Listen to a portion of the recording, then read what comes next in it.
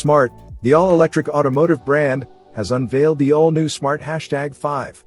With this vehicle, the brand is entering the premium midsize SUV segment.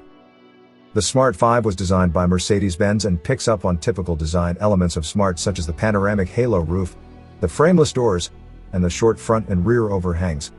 It has a wheelbase of 2,900 millimeters, with an overall length of 4.7 meters. With the 800-volt platform, the Smart 5 can reach new levels of performance in terms of charging speed and range. The 100 kilowatt-hours battery of the Smart 5 has a supercharging function 4C, which enables charging of up to 70% of capacity in just 15 minutes, charging from 10 to 80%.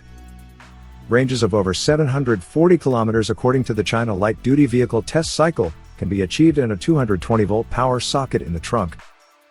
The entertainment system features a built-in projector paired with a Sennheiser signature sound system with 20 speakers and a portable speaker.